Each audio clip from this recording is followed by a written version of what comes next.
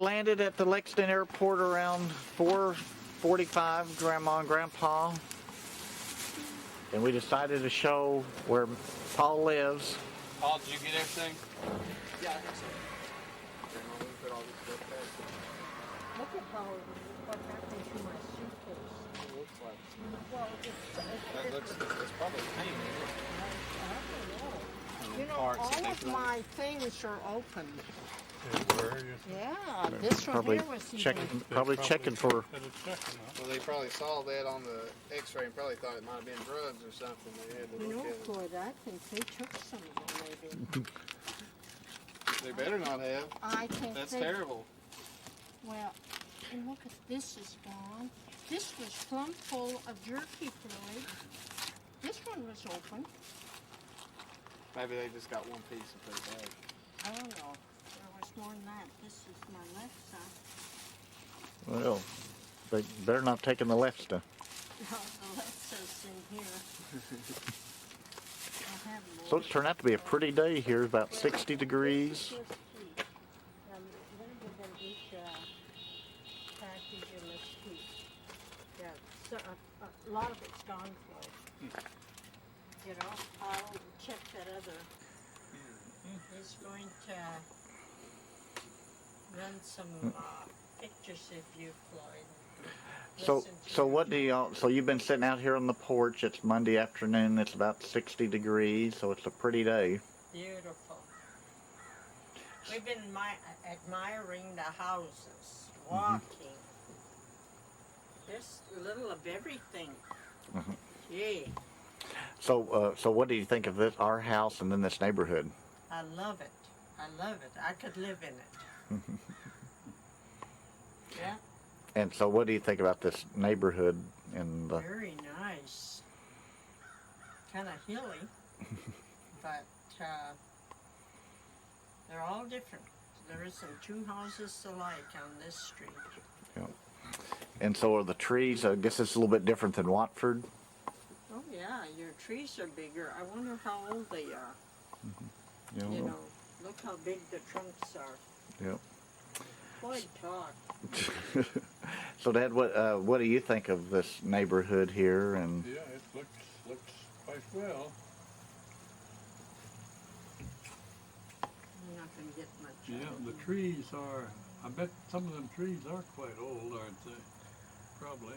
yeah, I'd say that they had to be here when those houses were put up, and so I don't know how. I'm gonna have to ask because a couple of those trees are very large. Mm-hmm. And then I guess there's probably more variety of trees here than what you see out in North Dakota. Oh yeah, we don't have too many different types there. Now I like this front. This is a holly bush, and look how beautiful that is. Yeah. This is what you use for Christmas.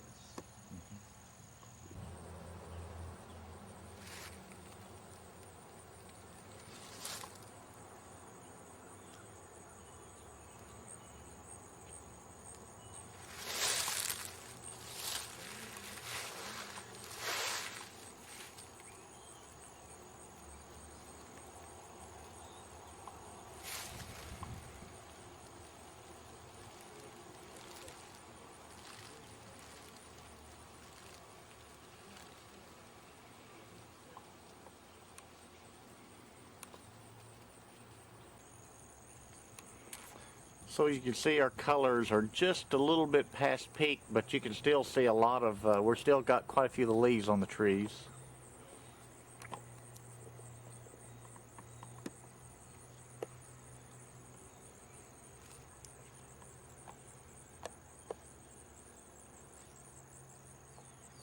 We're here with Becky Ware, and she was a part of, what was the thing that Mom did when she came here? Oh, it was Merle's Girls. Okay, and Remember, we exercised and Yeah. diet. We had did. a lot of fun. Yeah, we Uh-huh. sure Anyway. did. Yeah. I just found some old papers the other day of Merle's Girls. Remember, we kept little Yeah. journals of our Yeah, weight. we and sure everything. did. You know. So how many did y'all have? At one time, I bet 15. Yeah, I think so. Yeah, 15 or 20 at times. Yeah. Yep. We And had a so good time. and so how long did that keep on going then? All the time I was year, and then after I And then left. after you left, we continued probably another, maybe a year. Okay, yeah. Okay. Yeah, and so that was mainly with the church and some of the Hindman Settlement School staff. Yeah, yeah. That's good. Yeah. Well, hey, what is it like? Merle and Floyd, did they make any contributions here to Knott County besides raising up Ron Daley and? Oh, God, I think probably the worst thing they ever did was spawn this youngin'. You know? You know, that's what they told me when I went to meet the president and all of them others. I said he was such a good kid, and they said they can't believe it.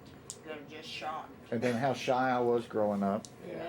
Well, I think the thing that a lot of times that they've said to me is, you know, I saw a fellow the other day and he was asking about Ron, and we were talking, and Leonard Marr, you know Leonard.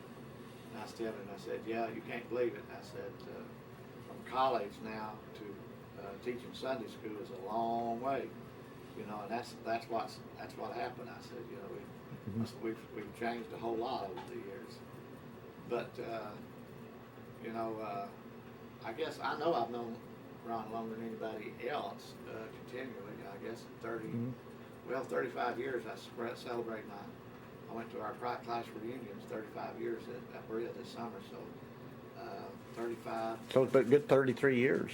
Yeah, 33, 34 years. Or 36 years, I mean. 36 years, Yeah, going the yeah. other way. But, you know, I probably never told you this, he probably wouldn't want me. You know, when I went down to get, when Frida and I decided to get married, and yesterday was our 35th wedding anniversary. Ron was going to be my best man, you know. But he got out and got wild drunk and partied the night before, and I couldn't take him. I went over and I remember picking his head up and dropping it on the floor, you know. He got so happy about it, he went out and had too good of a time the next morning. He couldn't even go with me. I bet he never told you that story. No. Well, but we had such a great time in college. Yeah, just a lifelong friendship, you know, just with everything. Well, I don't know. You know, Paul had his thorn in his side. You know, in the Bible, I've got Ron. That's mine.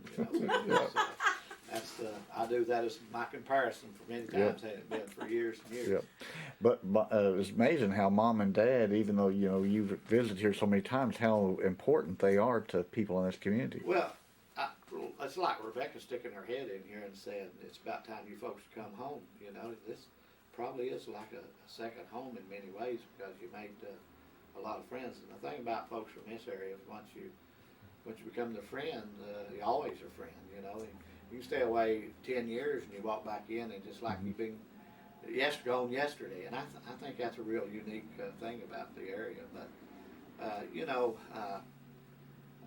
experiencing the things we've experienced here together with the boys and then with Amy, you know, it just binds folks together. You know, in a lot of ways.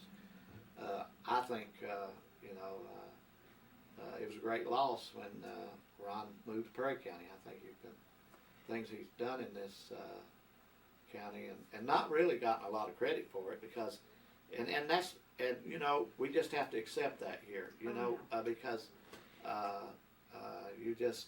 it's like no good deed goes unpunished around here a lot of times, you know, and I experience it almost daily, you know, in a lot of ways. But I think future generations will have to determine what we did and what good we did and what we didn't do, and you know, but you know, profiting is on land where you're part of the community. A lot of times, as that old mountain thing of we can't stand anybody to raise their head above anybody else. If you do, we want to knock it off, you know. And I think we've experienced that. So Yeah. Well, you know, I was paid to help bring the community college and help develop that project over there and lived and breathed it for several years. But that relationship, that friendship that Mike and I had helped because, you know, the settlement school was the key player. The settlement school, we didn't have land for that facility. And I think that relationship of trust and working together, that project was able to go forward probably more better than it would have normally. Well, it's a strange thing. We're actually expand that. There were three of us really. Ron, myself, and Bill Weinberg. Yeah. I mean, 3 people. If you put it down at what has happened here, probably had as much or more. I mean, if you said what 3 people made it possible, but then you have to add one more person. Yeah, Benny Bailey. No, well, on one level, but Ed Hughes. And you yeah, know. exactly. Bailey did it not wanting to do it though. That was the problem. Bailey had his own agenda, you know, but we had a different agenda, and we used him in the process, you know. But you know, he never once set foot in a CDI meeting, you know.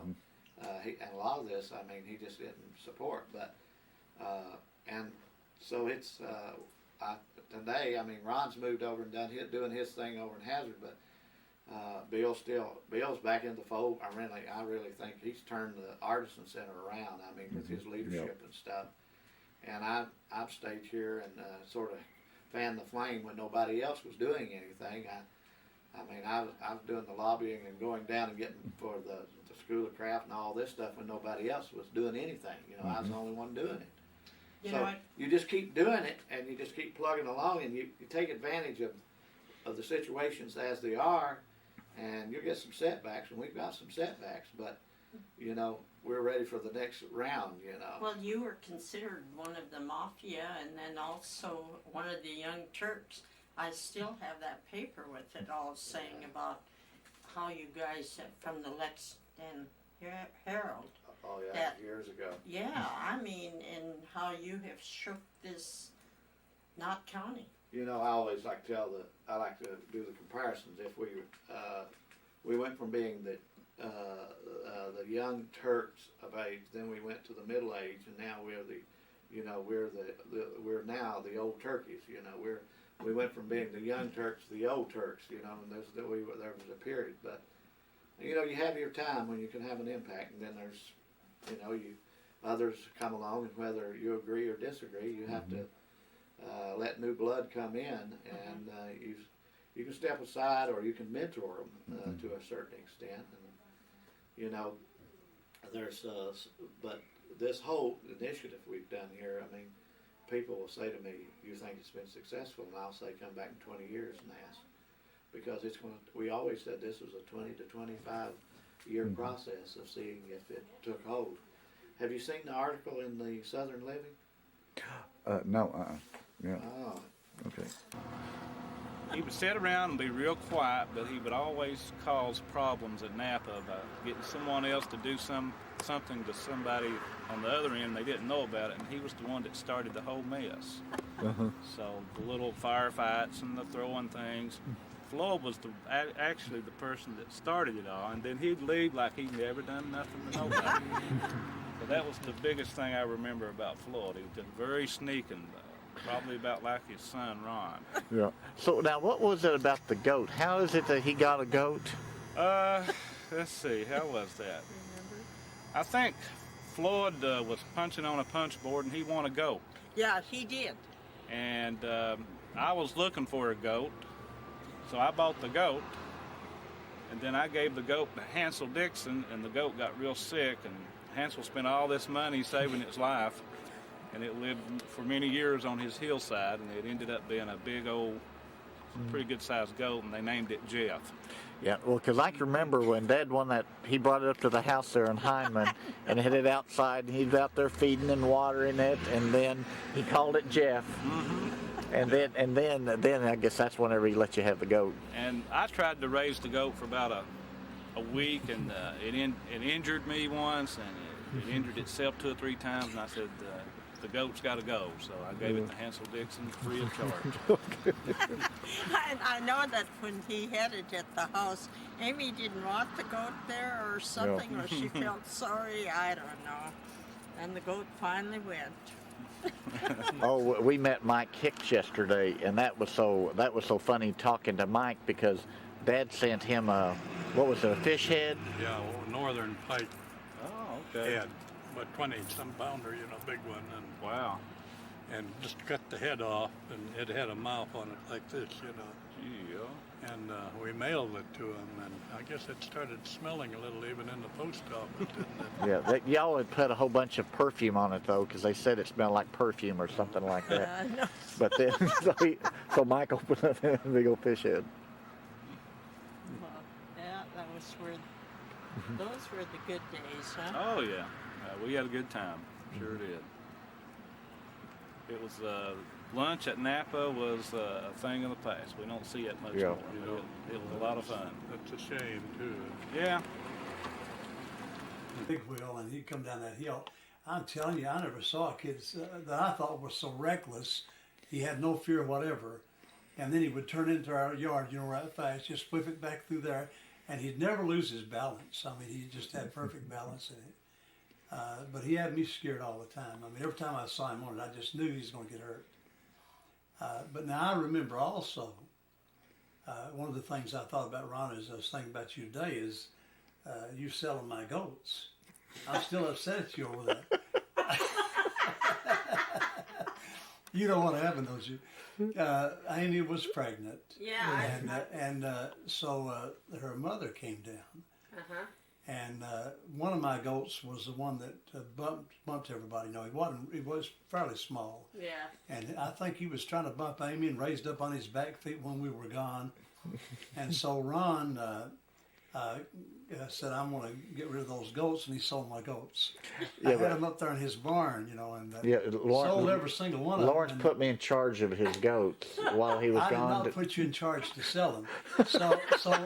So Ron, so what I did for it later on, I found a dead skunk, and the smell was awful.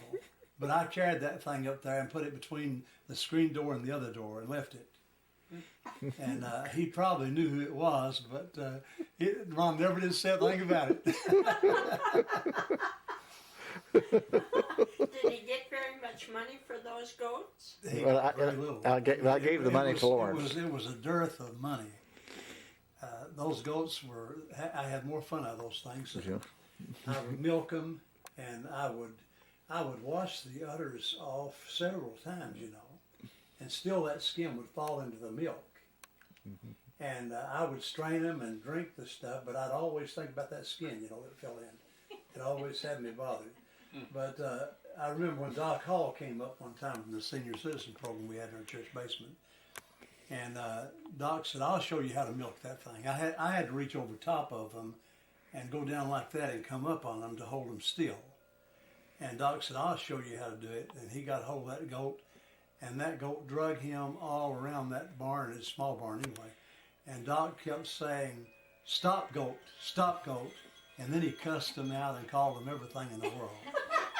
And then about that time when he cussed them severely, his hand hit one of those rusty nails that was sticking out of that barn and just tore right across the top of his hand. And boy, he got so mad. But it was worth having him just to see Doc's reaction. What about that time? Remember that time we went and played golf, and I put the. Oh gosh, Ron's mean. You know that. Well, I learned that from. So what happened on that? What happened on that golfing trip? Well, what Ron did say, he was trying to scare me on those golf carts. You know, he had the little boy in him trying to scare me. You know, he'd take off really fast down the hill, just fast as he could go down the hills, and then he'd come around these curves. You know, and he'd whip it real hard so it would lean way over.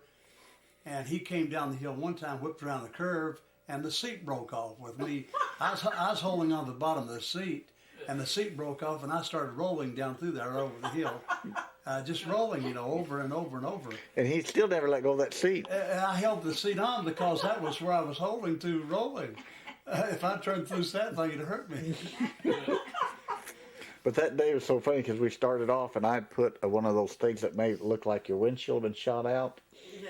And I had that on the windshield of his vehicle just as he was getting ready to tee off. I said, "Lawrence, has the golf ball broke your window?" And so it upset Lawrence. And he hooked the first two balls out of bounds there then. Well, I hit a whole lot of them out of bounds still there. But, now getting back to the golf, I haven't had a chance to play with Ron in a long time. I wonder if he's still as good as he was. I bet he is. I don't know. He was pretty doggone good. I tell you, about 3 years ago, I Floyd shot. was good, but he's more in my category. 3 years ago, I shot a 31 over there at Jenkins on that front side before they hit the other one. That's great. So, I was lucked out then. Now, what about? So you remember Matt, but y'all didn't get a chance. Paul was pretty small then. Yeah. Went up here, so you can't remember any Paul stories. Well, you know, Paul was always a little bit less mischievous than Matt. I mean, yeah. he was always a good kid, quiet, you know. So I just remember him as being real sweet, kind of a mommy's boy, really. Yeah, he was. Who was it that liked the pickles so much? The big sour pickles. That was Paul. Was that Yeah. Paul? Yeah, I thought it was Yeah. Paul. We had a gallon jug of them in there in the kitchen, and when they would come down to visit, he would go straight to that jug of pickles. I couldn't believe how he would eat them. It was just incredible.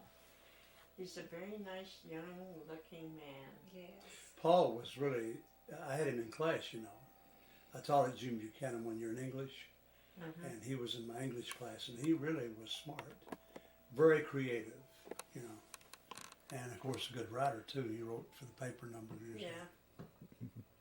But yeah, the boys, they had a good time just coming on down here and visiting with y'all. So it was kind of, it was really sad whenever we knew we needed to move to Hindman. Yeah, And, that was. Well, it's one of those things you had to move on, you know. It's the way like Yeah. it is. They have a beautiful. And you were much home. better off over there. I mean, it's a better place. But now, is that what's going on over there? I see a bunch of cars around. Yeah. so the Daley name, where did it come from? And so when was it that, because my understanding is that we used to really be Johnsons, but they changed their name, Dad?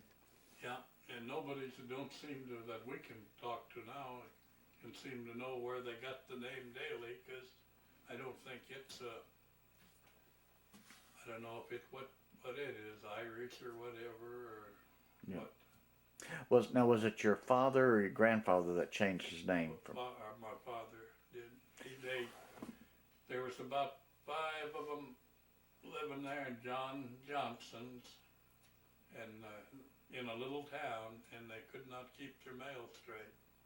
So he just got fed up with it, and that's why he changed it to Daley. But nobody knows why he picked the name Daley, you know. Well, I was watching the Winter Olympics a few years ago, and the cross-country skiing champion, the guy that was one of the greatest of all times, his last name was Daley, Norwegian, Daylie. And so knowing that we had Norwegian ancestry, I wondered if maybe they didn't just use that name, but they spelled it, and the way Daley is spelled, D-L-L-E-Y or D-A-L-Y, is more of an Irish name. Yeah, we never could, or I never talked to anybody that wouldn't know why they picked the name Daley, you know. But see, a lot of people at that time changed their names. Yeah. We had in this county, we Had a nice visit up with Lawrence and Martha. Now we'll leave their driveway and go up to where our house used to be. You can see the road's in kind of bad shape here. They said that the house is not kept up in quite the same conditions that it used to be. I used to have the old shed here. Is that